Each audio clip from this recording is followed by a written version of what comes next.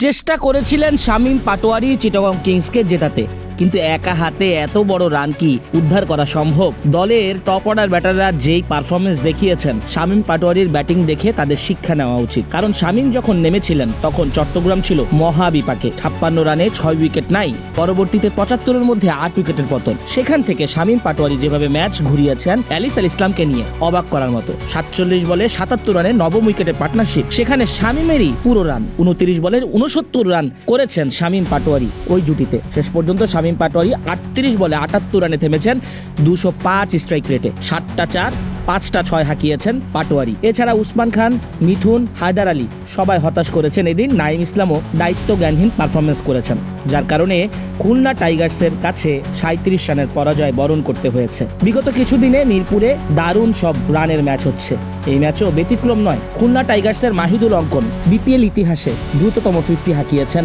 18 বলে 50 করে। এর আগে সুনীল নারিন 13 বলে 50 করেছিলেন। দেশি ক্রিকেটারদের মধ্যে মাহিদুল ইসলাম অঙ্কন তাই এখন রেকর্ডের চূড়ায়। মিরপুর শেরেবাংলা স্টেডিয়ামে মাহিদুল অঙ্কন ঝড় দেখিয়েছেন, দেশি ক্রিকেটারদের মধ্যে দ্রুততম 50ও হাঁকিয়েছেন। পাল্টা জবাব দিয়েছেন শামীম পাটোয়ারি, কিন্তু দলের অন্য ব্যাটাররা চূড়ান্ত ব্যর্থ হওয়ায় খুলনা টাইগার্সের বিপক্ষে 37 রানে হেরে যেতে হয়েছে কিংসদের। দিনের প্রথম ম্যাচে শুরুতে ব্যাট করতে নেমে 4 উইকেটে 203 রান করে খুলনা।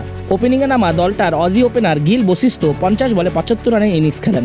8টা 4-এর সঙ্গে 3টা ছক্কা মারেন অজি এই ব্যাটার। টি20 ক্যারিয়ারে আগের 11 ম্যাচে মাত্র 102 রান করেছিলেন বশিষ্ঠ। চট্টগ্রামের ছেলে অঙ্কন 22 বলে 59 রানে ইনিংস খেলেন। বিধ্বংসী ওই ইনিংসে তিনি সাজিয়েছেন 6টা ছক্কা ও 1টা 4-এর শটে। ওই ইনিংস খেলার পথে 18 বলে 50 করেন চট্টগ্রামের দক্ষিণ আফ্রিকার বিপক্ষে টেস্ট অভিষেক হওয়া অঙ্কন। জবাব দিতে নেমে 44 রানে 3 উইকেট থেকে 56 রানে 6 উইকেট হয়ে যায় চট্টগ্রামের। সেখানে দলটা 166 রান পর্যন্ত যায় শামীম পাটোয়ারির ব্যাটে। বাঁহাতি এই ব্যাটার 38 বলে 78 রান করেন। 19তম ওভারের প্রথম বলে সাজঘরে ফেরেন তিনি। 5ম বলে 166 রানে অল আউট হয় চট্টগ্রাম। খুলনার হয়ে বাঁহাতি পেসার আবু হায়দার আলী 4 উইকেট নিলেও 3.5 ওভারে 44 রান দিয়েছেন। চট্টগ্রামের হয়ে এলিস আল ইসলাম 4 ওভারে 17 রান দিয়ে 2 উইকেট নেন। এই ম্যাচটা অনেক দিক দিয়ে নাটকীয় হয়ে থাকবে। অনেক রকম ঘটনা ঘটেছে এই ম্যাচে। ওশানে থমাসের 1 ওভারে 18 রান খরচা, 12 বলে 1 ওভার সম্পন্ন করা সন্দেহ জাগিয়েছে অনেকের মধ্যে। শুধু তাই না, অনেক মিসফিল্ডিং করেছেন, ক্যাচ ছেড়েছেন। তাছাড়া গা এলিয়ে ফিল্ডিংও করতে দেখা গেছে ওশানে থমাসকে। ক্যারিবীয় এই প্লেয়ার কোনোভাবেই বিপিএল খেলার যোগ্য না। স্বীকৃত ক্রিকেটে তার ফিটনেস আর উন্নতি করতে হবে। গোটা বিশ্ব ক্রিকেটকে অবাক করেছেন থমাস। একের পর এক নো আর ওয়াইডে 1 বলেই দিয়েছেন 15 রান।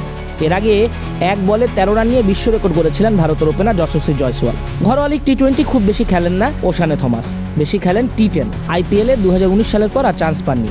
লঙ্কান লিগে 2022-23 মৌসুমের পর আর খেলা হয়নি ওশানে থমাসের।